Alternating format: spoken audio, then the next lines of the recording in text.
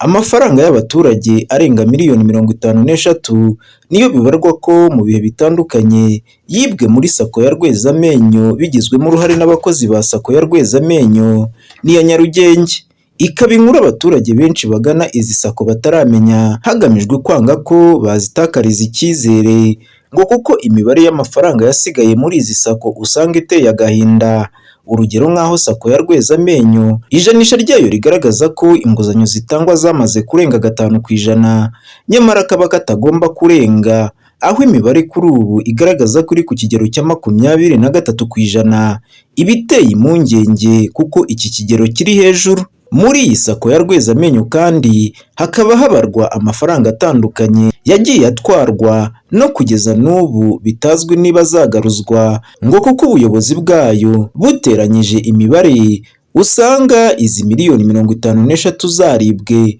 bityo bitazwi niba koko aya mafaranga azagaruzwa.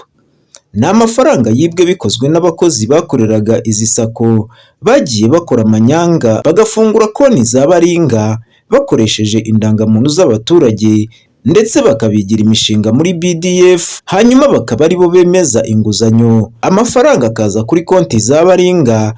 bakayabikuza bakayigabanya. Ibituma kuri ubu bamwe muri aba baturage bagiye bafungurirwaho konti za baringa, hari n'abatangiye kurega izi sako, aho bamwe banazandikiye bihanangiriza basaba kureka kubibeshyaho babishyuza amafaranga, dore ko hari n'abagaragaje ko nibikomeza uku biteguye kugeza izi sako mu nkiko, kuko izi nguzanyo zaragiye zitangwa kugera ubwo muri iyi sako ya Rwezamenyo hibwamo amafaranga angana gutya, kandi inguzanyo usanga ibanza kwigwaho mbere y'uko itangwa, bityo hakibazwa uko ubuyobozi bwazo byarinze bigera ubwo yibwa,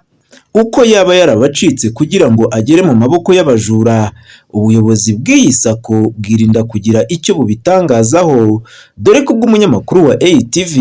yifuzaga kumenya byinshi byisumbuyeho ku iyibwa ryayo, ubuyobozi bwa sako ya Rwezamenyo bwirinze kugira icyo butangaza. Gusa umuyobozi wa sako ya Nyarugenge Byaruhanga Cyprien nawe wirinda kugira icyo abivugaho, we yemeza ko amadosiye y'abagize uruhare mu iyibwa ry'aya mafaranga kugeza ubu ari mu bugenzacyaha, bityo ari ikibazo kiri gukurikiranwa, dore ko tugera kuri iyi sako ya Rwezamenyo twahasanze inzego ziturutse muri beneri zaje gukurikirana iki kibazo. Kugeza ubu bamwe mu bakoraga muri izi sako bivugwa ko bibye aya mafaranga bakaba baramaze kuyatorokana nyuma y'uko bahagaritswe by'igihe gito, bagahagarikwa iminsi igera ku 8, bagahitamo kwigendera batorokanye aya mafaranga y'abaturage. Kuri ubu muri iyi sako hakaba hari bamwe mu bakozi bashinzwe isuku nabo bahawe indi myanya nyuma y'uko aba bamaze gutoroka bitewe n'ikibazo cyo kubura abakozi, kuko abibye aya mafaranga y'abaturage bamwe muri bo bamaze gucika, abandi barahagarikwa,